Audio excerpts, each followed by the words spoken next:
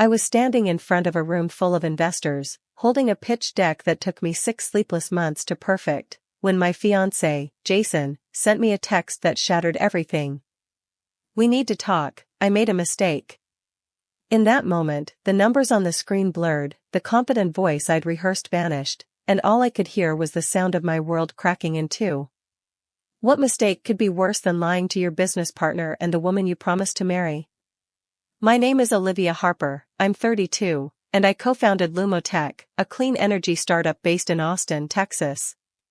Jason wasn't just my fiancé, he was also the CFO of our company. We built this business together from the ground up, hand in hand. I trusted him with my ideas, my money, my heart. And now, suddenly, he wanted to talk? After avoiding eye contact for days and coming home later and later each night? I stepped off the pitch stage in a daze, smiled through congratulatory handshakes, and disappeared into the nearest bathroom. I stared at my reflection, sharp suit, smudged eyeliner, and a pit forming deep in my stomach. I texted him back, "What mistake?" The response came after 5 agonizing minutes. "I'll explain everything at home." I didn't wait that long. I left the event early, hopped into a lift, and told the driver to step on it. My heart was thudding so loud it echoed in my ears. I kept thinking, don't jump to conclusions, maybe it's not what you think. But deep down, I already knew, I just didn't know how bad it was going to get. When I walked through the front door, Jason was pacing in the kitchen, his phone still in his hand. He looked up, guilt all over his face. "Liv, I never meant for this to happen," he started. My arms folded themselves, as if trying to shield me from whatever was coming next. "What happened, Jason?" I asked, my voice low and cold. He hesitated. I transferred funds from the company account, about $75,000. My stomach dropped. "Why?" He wouldn't look at me. "My brother, he got into some serious debt, like dangerous people kind of debt. I didn't know what else to do." I blinked, trying to process. "So you stole from our company?" "I was going to pay it back, I swear, I just needed time," he said, desperate. "I didn't think we'd get this close to a Series A." This wasn't just betrayal, it was sabotage.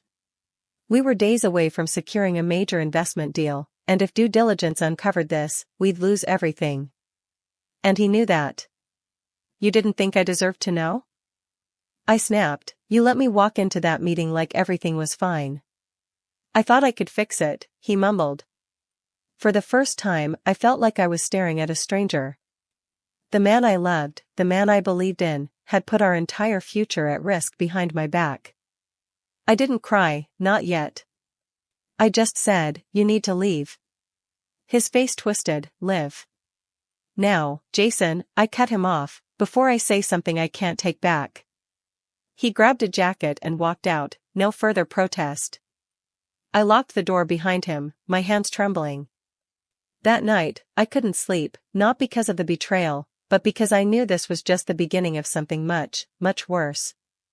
3 days later, I sat in a small law office with my best friend and our company lawyer, Mallory. We reviewed the company accounts, the missing funds, and possible damage control. The investor meeting had gone well, but we needed to come clean before the due diligence process revealed it. "I can take the blame," I said. "We'll frame it as a mismanagement issue. I'll say I didn't catch it in time." Mallory looked at me like I was out of my mind. "You're not taking the fall for this, Olivia. Jason's name is on the transfer.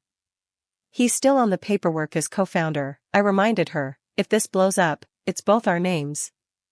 Mallory leaned back. "Then we cut him out, immediately, legally and officially. It won't fix the past, but it'll show you're taking corrective action." I hesitated. "It'll ruin him." She raised an eyebrow. "He ruined himself." I signed the papers, my hand heavy, my heart heavier. Jason was no longer part of Lumotech. I thought that was the worst of it. Until 2 weeks later, when I found out that someone had leaked internal documents to one of our biggest competitors. Financials, projections, even a patent filing I'd worked on in secret for months. I froze staring at the email from our patent lawyer. "You've been scooped," it read. "Your design appeared in a new submission from Raiden Energy. Raiden was our biggest rival in Texas, and somehow, they had our blueprint before we'd even filed. The only person who had access to that version besides me was Jason. I tried calling him, straight to voicemail. My hand shook as I scrolled social media, and there it was, a LinkedIn update. Jason Rivera, Strategic Partnerships, Raiden Energy. He didn't just leave me. He sold me out. I felt like the floor gave way beneath me. How do you compete with someone who knows your every move, your every weakness, because you trusted him with everything? I closed my laptop slowly, walked into the living room, and sat in silence. All I could think was, this isn't just about heartbreak anymore, this is war. And I don't lose wars. The thing about betrayal is that it doesn't end when the person walks away. It echoes, spreads, infects everything you thought was solid. For days after I found out Jason joined Raiden Energy, the very company that had stolen our prototype, I couldn't sleep. I kept going over every conversation, every coffee break, every late-night email we'd shared over the last year. What did I miss? How long had he been planning this? I didn't have the luxury of spiraling though. Raiden was preparing for a public demo of a product that looked dangerously close to ours. We were running out of time to prove that we were the originators. If we didn't act fast, they'd beat us to market, and everything we'd built would become a footnote in their victory. Mallory paced the office as I scrolled through old Slack messages and archived emails, searching for proof that the idea originated from me. She stopped suddenly. You still have the notebook? I blinked. What notebook? The one you always carried before we switched to digital. You sketched the first draft of the prototype in it. My heart thudded. I hadn't thought about that notebook in months. It was thick, leather-bound, and full of coffee stains and half-baked ideas. I kept it in my apartment somewhere, buried under the weight of 100 new problems. If it was still there, and if the date matched, it might be our salvation. I found it that night, tucked behind an old filing box in my closet. Page 17, dated October 18th, 2 months before Jason ever saw the concept. There it was, a rough sketch of the modular battery design, the one now being paraded around by Raiden as their latest innovation. I snapped photos of every page and forwarded them to Mallory. She called back within 10 minutes, "This is gold, Olivia, it shows concept origination, timeline, even your annotations. Can we stop them from launching?" I asked. "If we file for an emergency IP injunction, maybe, but we'll need to act fast, and it'll be public." I hesitated. Public like, my name will be out there? "Yes," she said gently, "and so will Jason's." 3 days later, the headlines hit. Lumotech files emergency lawsuit against Raiden Energy over stolen tech. Ex-fiancé at center of startup scandal. I told myself I was ready for the fallout. But nothing prepared me for seeing my face on tech blogs, or hearing my name on podcasts I used to admire. People weren't just interested in the tech, they wanted the drama. The betrayal, the heartbreak, the woman-scorned narrative. Jason texted me only once after that. "You didn't have to go nuclear, Liv." I didn't reply. Because I had gone nuclear, and I wasn't sorry. But I wasn't prepared for the next hit. Late one night, Mallory called, voice tight. "There's something else," she said. "We just got word from a reporter at TechFront. Jason's claiming the design was his idea, that you took it from him and now you're framing him because the relationship ended badly." I almost dropped the phone. "You what?" "He gave them emails, Olivia, snippets from messages you sent him, things out of context." "What kind of things?" "Stuff like, 'Thanks for the battery concept, love it,' or 'Let's build your dream together,' vague, but damaging." I felt the room spin. "He's trying to flip the narrative," I whispered. Mallory sighed. "We're going to need to do more than defend your design, we have to defend your integrity." That week was the worst I've ever lived. Comments flooded our company's page, some supportive, some vile. People I'd never met suddenly had opinions about my character, my relationship, my business. At one point, I found myself sitting in my parked car outside the office, unable to go in. I stared at the steering wheel, wondering how the hell I ended up here. How did I go from building something real to defending my name on the internet? Then I remembered something. An old voice recording. Jason used to ramble when we brainstormed ideas, and I had a habit of recording him so I could listen back later. It was from last November. We were at his apartment, whiteboard full of half-formed ideas. In that recording, he clearly says, "I still don't understand this modular design thing you're doing, but if you say it works, I'm in." My hands trembled as I searched my iCloud. There it was. Timestamped, clear audio, my voice describing the design, his voice admitting he didn't get it. I sent it to Mallory without a word. She called back crying with laughter, "That's it, Liv, this seals everything." The following week, we submitted the recording to the court along with supporting metadata. Raiden tried to delay, but the judge didn't bite. They were forced to pause their launch until the legal dispute resolved, and Jason went silent. No statements, no posts, no spin. It was like the weight of truth had finally caught up to him. One evening, I came home to find a handwritten letter in my mailbox, no stamp, no return address. It was from Jason. He wrote, "I didn't mean to hurt you, I just panicked, I was drowning and Raiden offered a lifeline, I didn't think they'd actually use your work, I thought they just wanted me." He ended with, "I still believe in you, even if you don't believe in me anymore." I read it twice, folded it, and put it in the drawer with the rest of the broken pieces of us. I didn't respond. What was there to say? The next month was quiet. Lumotech moved forward with new investors who believed in me, in us. We rebuilt, restructured, and rebranded. I changed the logo, redesigned the product packaging, erased everything that had Jason's fingerprints on it. The injunction stayed in place. Raiden backed off quietly, probably hoping the scandal would fade. But I wasn't fading. I was rising, quietly, deliberately, one breath at a time. Still, every time I saw Jason's name, in an article or on LinkedIn, something twisted in me. It wasn't just anger anymore. It was the ghost of trust, of love turned sour, of lessons learned in the harshest way possible. But here's the thing. You can't burn a woman who's already walked through fire. And Jason lit the match. People think that once you win, the pain stops. That when justice is served, you walk away whole. But what no one tells you is that even when you win, you still bleed. Just more quietly. 2 months had passed since the injunction. Lumotech was operating again, leaner but sharper. We'd re-signed 3 angel investors, landed a feature in TechNow Weekly, and our prototype was being reviewed for a green energy grant by the state of California. By all appearances, we were thriving. But inside, I was still unraveling. Because while the world moved on, Jason didn't. He didn't go away, he just got quieter. And that scared me more than his headlines ever did. One Thursday afternoon, Mallory walked into my office, pale and holding her phone like it had just burned her hand. "You need to see this," she said, sliding it across the desk. It was a screenshot from a Reddit thread, one of those niche startup gossip subs. Someone claiming to be an ex-Raiden employee had posted a warning. It read, "Don't believe everything about the Lumotech lawsuit, there are documents no one's seen, stuff that proves she didn't act alone. NDA kept us silent, but some of us know the truth." My stomach dropped. I whispered, Is this real?"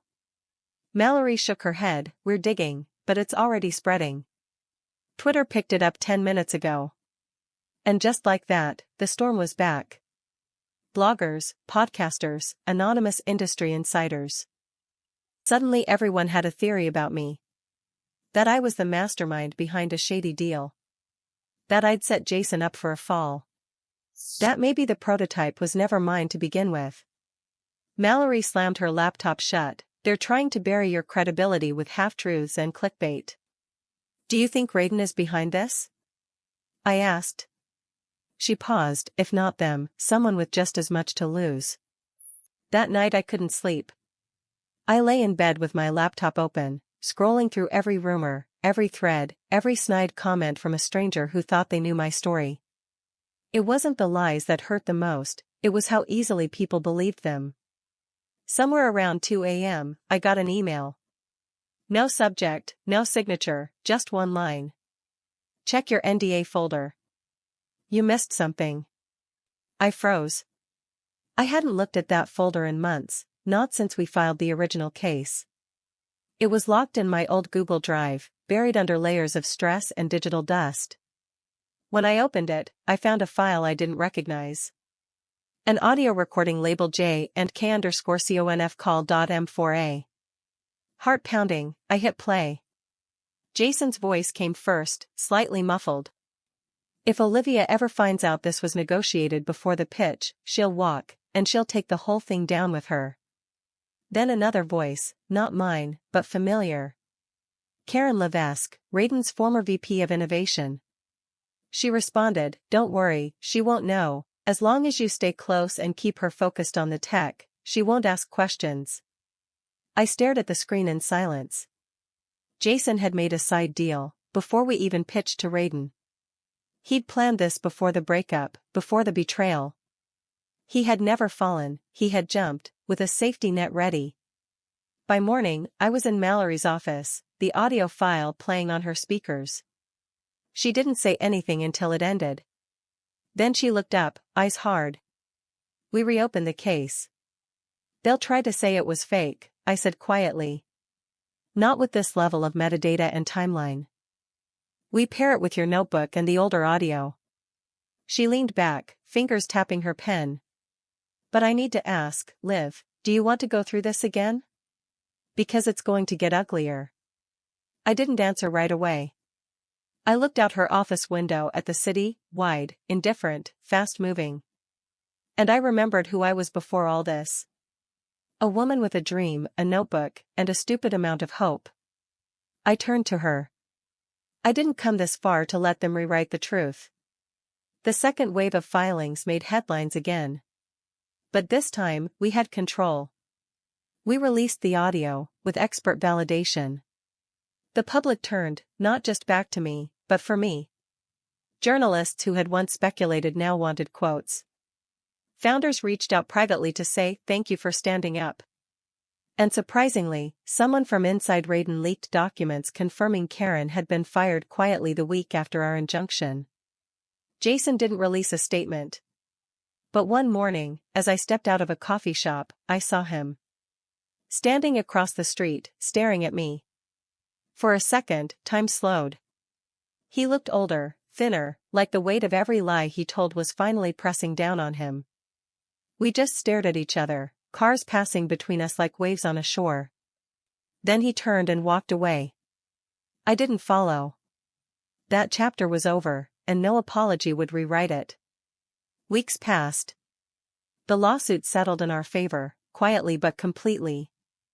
Radin issued a retraction, paid damages, and their public launch was cancelled. Jason was never charged with a crime, but his career flatlined overnight. No company wanted a man who broke trust so easily, or so publicly. As for me, I rebuilt, again. We launched our product with our own funding.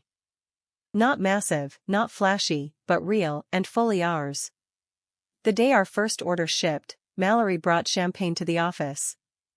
"To new beginnings," she said, clinking glasses with me. I smiled, but something still lingered, that ache in your chest when you know something cost more than it should have. Later that night, I sat on the roof of my apartment building, staring at the skyline. I pulled out my phone and found the letter Jason had left in my mailbox. I read it one last time, then deleted the photo. Not out of anger, but peace. Because here's what I've learned. Betrayal doesn't define you, but how you respond to it does. You can let it twist you, haunt you, make you small. Or you can rise, smarter, sharper, scarred but standing. I chose to rise. And in the silence that followed, I finally heard my own voice again. Some endings don't arrive with fireworks or applause. Sometimes they come in the form of a quiet morning. When you wake up, take a deep breath, and realize you're no longer fighting for air. It had been nearly 6 months since the final settlement. Radin was off the map, Jason had disappeared from the industry. And me? I was finally breathing again. Not surviving, living. But just when I thought the past had finished with me, it knocked one last time. It was a Friday afternoon, the kind where sunlight bounces off glass buildings and makes the world feel brand new. I had just finished a call with a distributor from Seattle when my assistant popped her head in. "There's someone asking to see you, no appointment. Says it's personal." I frowned. "Who?" He said his name is Marcus. He's Jason's brother. The name hit me like cold water. Marcus and I had met once, briefly, at a Raiden holiday party. He'd seemed polite, removed from the corporate chaos Jason lived in. I nodded slowly, sent him in. When he walked in, he looked like a softer version of Jason, same sharp jaw, but his eyes held none of that calculating spark. He sat across from me, exhaled slowly, and said, "I'm not here to defend my brother." "Okay," I replied, cautiously. "I'm here because he's in rehab," he continued, "has been for 4 weeks. Pills, mostly. Started right after the lawsuit ended." My heart didn't ache for Jason, not in the way it once did, but I felt something, human. Sadness, maybe, or a muted regret for what could have been. "I don't need anything from you," Marcus added quickly, "but he asked me to give you this." He slid a small envelope across the desk. I didn't open it, not then. Instead, I said, "Why come now?" Marcus hesitated, because he said he never really saw you, Olivia. Not the way he should have. And he thought maybe, if you read what he wrote, you could let it go. For your own sake. Let it go. That phrase echoed in my chest like a bell in a canyon. Later that night, in my apartment, I opened the letter. "Olivia. I once told myself that I betrayed you to save something bigger than both of us, company, the vision, the dream. But the truth is, I betrayed you because I didn't believe you'd succeed without me. And I couldn't stand the thought of you proving me wrong. You did. And you deserve everything you're building now. This isn't a plea for forgiveness, just an acknowledgement that you were always the better one. I'm sorry I didn't know it sooner. Jason." I stared at the paper for a long time. Not because I was overwhelmed. But because I wasn't. The wound wasn't open anymore. It had scarred, healed, and left behind wisdom I never asked for but deeply needed. I folded the letter and burned it in my kitchen sink. Not out of bitterness. But to release it, once and for all. 3 weeks later, I stood on a small stage in Austin, Texas. The Women in Innovation Summit had invited me to speak. My talk was titled, "When the Break Comes Before the Breakthrough." As I stood behind the mic, I looked out at a crowd of ambitious, bright-eyed founders, many of them still wide-eyed and hopeful. Just like I once was. I began. "I used to believe that betrayal was a crack in your story, something shameful you try to hide or edit out. But now, I think of it differently, like a fault line. Painful, yes, but it's where pressure builds before transformation."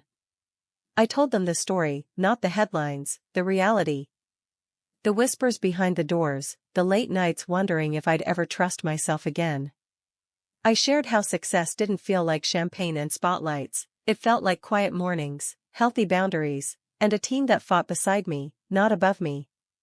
And when I finished, the silence before the applause was the sweetest part. Because it meant they were feeling it, not just hearing it.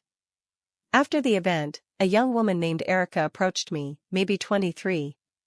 She said, "I'm working on a fintech app, just got our first seed check. Your story, it scared me. But in a good way." I smiled, that means I told it right. Then she asked, "If you could go back, would you still build Lumotech with Jason?" I paused, really thinking about it. And then I said, "Yes." She blinked in surprise. "Because I needed to learn who I was when everything fell apart," I explained, "and I wouldn't have found that out without the fire." Months passed. Lumotech grew steadily, we weren't flashy, but we were respected. We hired 3 new engineers, Mallory became COO, and I started mentoring women in underfunded tech accelerators. It became less about revenge and more about legacy. Then, one morning, I received a letter from the State Business Council. We were selected for a statewide grant in renewable innovation. I read it, then laughed out loud. Because it was the same grant Jason once said we weren't ready for. That day, I walked into the office early, brought donuts for the team, and sat down to write something I hadn't in years. A new product sketch, hand-drawn, in pencil. Just me, a blank page, and a quiet kind of joy. So here's what I'll leave you with. Not every betrayal is meant to destroy you. Sometimes, it exists to push you back toward yourself. To force you to stop outsourcing your worth and start claiming your space. I thought Jason's betrayal was the end of my story.